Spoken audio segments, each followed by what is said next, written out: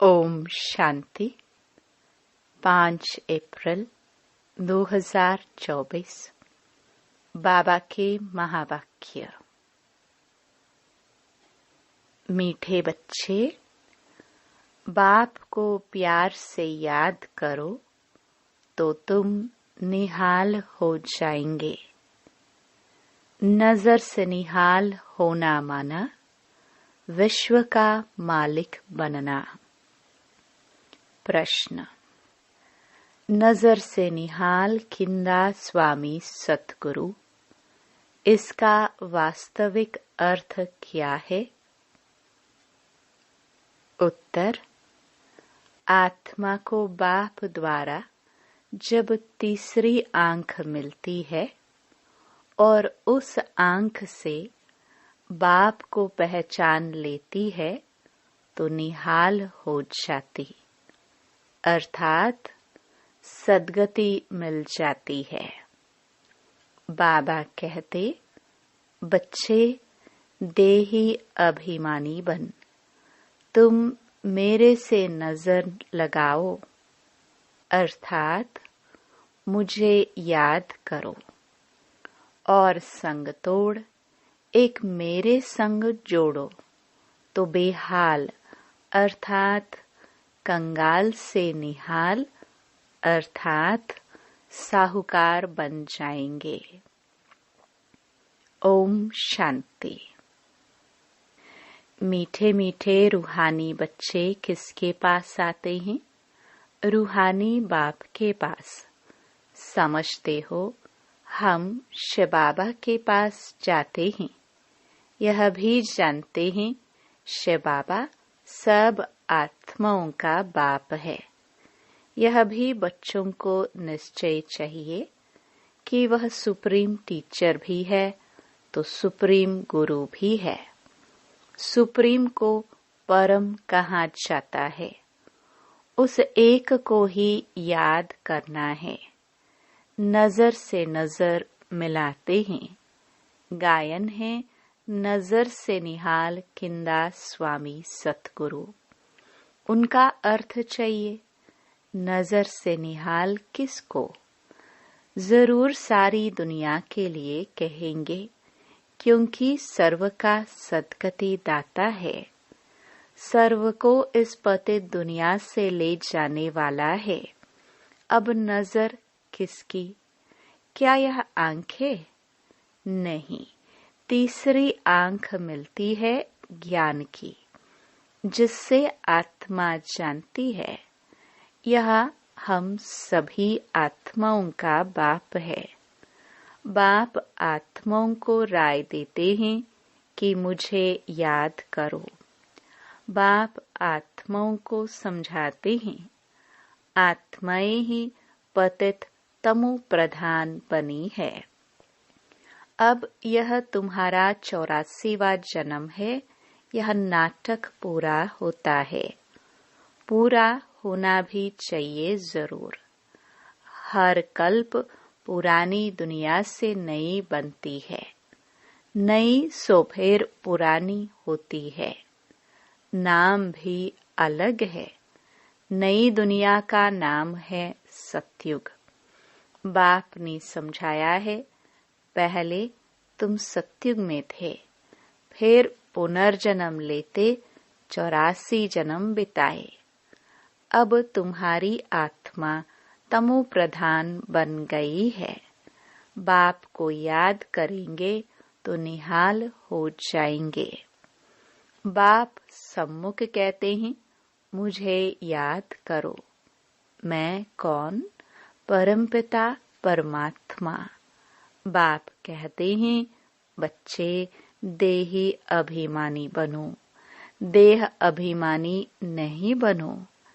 आत्म अभिमानी बन, तुम मेरे में नजर लगाओ तो तुम निहाल हो जाएंगे। बाप को याद करते रहो, इसमें कोई तकलीफ नहीं। आत्मा ही पढ़ती है, पाठ बजाती है, कितनी छोटी है। जब यहाँ आते हैं तो 84 जन्मों का पाठ बजाते हैं, फिर वही पाठ रिपीट करना है। 84 जन्मों का पाठ बजाते आत्मा पतित बन पड़ी है। अब आत्मा में कुछ भी दम नहीं रहा है। अब आत्मा निहाल नहीं, बेहाल अर्थात कंगाल है। फिर निहाल कैसे बने? यह अक्षर भक्ति मार्ग के हैं, जिस पर बाप समझाते हैं। वेद शास्त्र चित्रों आदि पर भी समझाते हैं। तुमने यह चित्र श्रीमत पर बनाए हैं। आसुरी मत पर तो अनेक ढेर के ढेर चित्र बनाए हैं। उनका कोई ऑक्यूपेशन नहीं। यहाँ तो बाप आकर बच्चों को पढ़ाते हैं।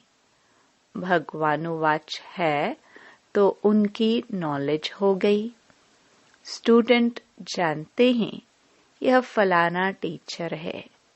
यहाँ तुम बच्चे जानते हो कि बेहद का बाप एक ही बार आकर ऐसी वंडरफुल पढ़ाई पढ़ाते हैं। इस पढ़ाई और उस पढ़ाई में रात दिन का फर्क है। वह पढ़ाई पढ़ते पढ़ते रात पड़ जाती है। इस पढ़ाई से दिन में चले जाते हैं। वह पढ़ाइयाँ तो जन्म जन्मांतर पढ़ते आए। इसमें तो बाप साफ बतलाते हैं कि आत्मा जब पवित्र होगी तब धारणा होगी। कहते हैं शेरनी का दूध सोने के बर्तन में ही ठहरता है। तुम बच्चे समझते हो हम अब सोने का बर्तन बन रहे हैं। होंगे तो मनुष्य ही, परंतु आत्मा को संपूर्ण पवित्र बनना है। 24 कैरेट था, अभी 9 कैरेट हो गया है। आत्मा की ज्योति जो जगी हुई थी वह अब बुझ गई है। ज्योति जगी हुई और बुझी हुई वालों में भी फर्क है। ज्योति कैसे जगी और पद कैसे पाया, यह बाप ही समझाते हैं। बाप कहते हैं मुझे याद करो। जो मुझे अच्छी तरह याद करेंगे मैं भी उनको अच्छी तरह याद करूंगा। यह भी बच्चे जानते हैं नजर से निहाल करने वाला एक बाप ही स्वामी है। इनकी आत्मा भी निहाल होती है। तुम सब परवाने हो, उसको क्षमा कहते हैं।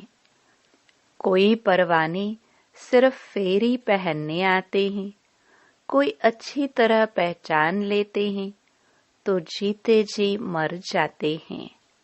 कोई फेरी पहन चले जाते हैं, फिर कभी कभी आते हैं, फिर चले जाते हैं। इस संगम का ही सारा ज्ञान है। इस समय जो कुछ चलता है उनके ही शास्त्र बनते हैं। बाप एक ही बार आकर वर्षा देकर चले जाते हैं। बेहद का बाप जरूर बेहद का वर्षा देंगे। गायन भी है 21 पीढ़ी। सतयुग में वर्षा कौन देते हैं? भगवान रचयिता ही आधा कल्प के लिए वर्षा देते हैं रचना को। याद भी सब उनको करते हैं। वह बाप भी है तो टीचर भी है, स्वामी सतगुरु भी है। भल तुम और किसको भी स्वामी सतगुरु कहते होंगे, परंतु सत एक ही बाप है। ट्रुथ हमेशा ही बाप को कहा जाता है। वह ट्रुथ क्या आकर करते हैं? वही पुरानी दुनिया को सचखंड बना देते हैं। सचखंड के लिए हम पुरुषार्थ कर रहे हैं। जब सचखंड था तो और सब खंड नहीं थे। यह सब पीछे आते हैं। सचखंड का किसको भी पता ही नहीं। बाकी जो सब खंड है उनका तो सबको मालूम है। अपने अपने धर्म स्थापक को जानते हैं। बाकी सूर्यवंशी, चंद्रवंशी और इस संगमयुगी ब्राह्मण कुल को कोई जानते नहीं है। प्रजापिता ब्रह्मा को मानते हैं। कहते हैं हम ब्राह्मण ब्रह्मा की औलाद है, परंतु वह है कुख वंशावली, तुम हो मुख वंशावली। वह है अपवित्र, तुम मुख वंशावली हो पवित्र। तुम मुख वंशावली बन फिर चीची दुनिया रावण राज्य में चले जाते हो। वहां रावण राज्य होता नहीं। अब तुम चलते हो नई दुनिया में। उनको कहते हैं वाइसलेस वर्ल्ड। वर्ल्ड ही नई और पुरानी होती है। कैसे होती है यह भी तुम जान गए हो। दूसरा तो कोई की बुद्धि में नहीं है। लाखों वर्ष की बात को कोई जान भी न सके। यह तो थोड़े समय की बात है।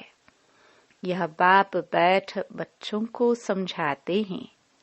बाप कहते हैं मैं आता ही तब हूँ जब खास भारत में धर्म ग्लानि होती है। दूसरी जगह तो किसको पता ही नहीं कि निराकार परमात्मा क्या चीज है। बड़ा बड़ा लिंग बनाकर रख दिया है। बच्चों को समझाया है आत्मा का साइज कभी छोटा बड़ा नहीं होता है। जैसे आत्मा अविनाशी है वैसे बाप भी अविनाशी है। वह है सुप्रीम आत्मा। सुप्रीम माना वह सदैव पवित्र और निर्विकारी है। तुम आत्माएं तो निर्विकारी थी। दुनिया भी निर्विकारी थी। उनको कहाँ ही जाता है संपूर्ण निर्विकारी। नई दुनिया फिर जरूर पुरानी होती है। कला कम होती जाती है। 2 कला कम चंद्रवंशी राज्य था। फिर दुनिया पुरानी बनती जाती है। पीछे और खंड आते जाते हैं। उनको कहा जाता है बाय प्लॉट, परंतु मिक्सअप हो जाते हैं। ड्रामा प्लान अनुसार जो कुछ होता है वह फिर रिपीट होगा। जैसे बौद्धियों का कोई बड़ा आया, कितनों को बौद्ध धर्म में ले गया, धर्म को बदला दिया। हिंदुओं ने अपना धर्म आपे ही बदला है, क्योंकि कर्म भ्रष्ट होने से धर्म भ्रष्ट भी हो पड़े हैं। वाम मार्ग में चले गए हैं। जगन्नाथ के मंदिर में भी भल गए होंगे, परंतु कोई का कुछ ख्याल नहीं चलता। खुद विकारी हैं तो उन्हों को भी विकारी दिखा दिया है। यह नहीं समझते कि देवताए जब वाम मार्ग में गए हैं तब ऐसे बने हैं। उस समय के ही यह चित्र है। देवता नाम तो बड़ा अच्छा है। हिंदू तो हिंदुस्तान का नाम है। फिर अपने को हिंदू कह दिया है। कितनी भूल है। इसलिए बाप कहते हैं यदा यदा ही धर्मस्य। बाबा भारत में आते हैं। ऐसे तो नहीं कहते मैं हिंदुस्तान में आता हूँ। यह है भारत। हिंदुस्तान वह हिंदू धर्म है नहीं। मुसलमानों ने हिंदुस्तान नाम रखा है, यह भी ड्रामा में नोंद है। अच्छी रीति समझना चाहिए, यह भी नॉलेज है। पुनर्जन्म चलते चलते वाम मार्ग में आते आते भ्रष्टाचारी बन पड़ते हैं। फिर उन्हों के आगे जाकर कहते हैं, आप संपूर्ण निर्विकारी हो, हम विकारी पापी हैं। और कोई खंड वाले ऐसे नहीं कहेंगे, हम नीच है अथवा हमारे में कोई गुण नहीं है। ऐसे कहते कभी सुना नहीं होगा। सिख लोग भी ग्रंथ के आगे बैठते हैं, परंतु ऐसे कभी नहीं कहते कि नानक तुम निर्विकारी, हम विकारी।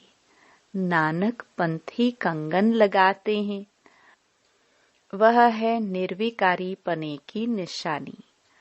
परंतु विकार बिगर रह नहीं सकते हैं। झूठी निशानियां रख दी हैं। जैसे हिंदू लोग जनेऊ पहनते हैं, पवित्रता की निशानी है। आजकल तो धर्म को भी नहीं मानते। इस समय भक्ति मार्ग चल रहा है, इनको कहा जाता है भक्ति कल्ट। ज्ञान कल्ट सतयुग में है। सतयुग में देवताएं हैं संपूर्ण निर्विकारी। कलयुग में संपूर्ण निर्विकारी कोई हो ना सके।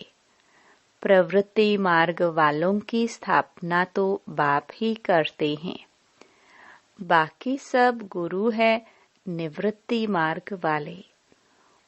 उनसे उन्हों का जोर जास्ती हो गया है। बाप कहते हैं, यह जो कुछ तुमने पढ़ा है उनसे मैं नहीं मिलता हूँ। मैं जब आता हूँ तो सबको नजर से निहाल कर देता हूँ। गायन भी है नजर से निहाल किंदा स्वामी सतगुरु। यहाँ तुम क्यों आए हो? निहाल बनने, विश्व का मालिक बनने। बाप को याद करो तो निहाल बन जाएंगे। ऐसे कभी कोई कहेंगे नहीं कि ऐसा करने से तुम यह बन जाएंगे। बाप ही कहते हैं, तुमको यह बनना है। यह लक्ष्मी नारायण कैसे बने, कोई को मालूम नहीं है। तुम बच्चों को बाप सब कुछ बताते हैं। यही 84 जन्म ले पतित बने, फिर तुमको यह बनाने आया हूँ। बाप अपना परिचय भी देते हैं तो नजर से निहाल भी करते हैं। यह किसके लिए कहते हैं? एक सतगुरु के लिए। वह गुरु लोग तो ढेर हैं और माताएं अबलाएं हैं भोली। तुम सब भी भोलानाथ के बच्चे हो। शंकर के लिए कहा है, आंख खोली विनाश हो गया। यह भी पाप हो जाए। बाप कभी ऐसे काम के लिए डायरेक्शन नहीं देते हैं। विनाश तो कोई और चीजों से होगा ना। बाप ऐसे डायरेक्शन नहीं देते। यह तो सब साइंस निकालते रहते हैं। समझते हैं हम अपने कुल को आपे ही विनाश करते हैं। वह भी बांधे हुए हैं, छोड़ नहीं सकते। नाम कितना होता है, मौन में जाते हैं, परंतु फायदा कुछ भी नहीं। मीठे मीठे बच्चे, तुम भी बाप से नजर लगाओ अथवा हे आत्माएं, अपने बाप को याद करो तो निहाल हो जाएंगे। बाबा कहते हैं, जो मुझे याद करते हैं, मेरे लिए सर्विस करते हैं, मैं भी उनको याद करता हूँ तो उनको बल मिलता है। तुम यहाँ सब बैठे हो, जो निहाल हो जाएंगे वही राजा बनेंगे। गायन भी है और संग तोड़ एक संग जोड़ो। एक है निराकार, आत्मा भी निराकार है। बाप कहते हैं मुझे याद करो। तुम खुद कहते हो हे पतित पावन। यह किसको कहा? ब्रह्मा को, विष्णु को, शंकर को नहीं। पतित पावन तो एक है, वह सदैव पावन ही है। उनको कहा जाता है सर्वशक्तिमान। बाप ही सृष्टि के आदि मध्य अंत की नॉलेज सुनाते हैं और सब शास्त्रों को जानते हैं। वह सन्यासी शास्त्र आदि पढ़कर टाइटल लेते हैं। बाप को तो पहले ही टाइटल मिला हुआ है, उनको पढ़कर थोड़े ही लेना है। अच्छा, मीठे मीठे सिखिलदे बच्चों प्रति मात पिता बाप दादा का याद प्यार और गुड मॉर्निंग। रूहानी बाप की रूहानी बच्चों को नमस्ते। धारणा के लिए मुख्य सार। पहला, क्षमा पर जीते जी मरने वाला परवाना बनना है, सिर्फ फेरी लगाने वाला नहीं। ईश्वरीय पढ़ाई को धारण करने के लिए बुद्धि को संपूर्ण पावन बनाना है। दूसरा, और सब संग तोड़ एक बाप के संग में रहना है। एक की याद से स्वयं को निहाल करना है। वरदान, दिल की महसूसता से दिलाराम की आशीर्वाद प्राप्त करने वाले स्व परिवर्तक भव। स्व को परिवर्तन करने के लिए दो बातों की महसूसता सच्चे दिल से चाहिए। एक, अपनी कमजोरी की महसूसता। दो, जो परिस्थिति व व्यक्ति निमित्त बनते हैं उनकी इच्छा और उनके मन की भावना की महसूसता। परिस्थिति के पेपर के कारण को जान स्वयं को पास होने के श्रेष्ठ स्वरूप की महसूसता हो कि स्वस्थिति श्रेष्ठ है, परिस्थिति पेपर है। यह महसूसता सहज परिवर्तन करा लेगी और सच्चे दिल से महसूस किया तो दिलाराम की आशीर्वाद प्राप्त होगी।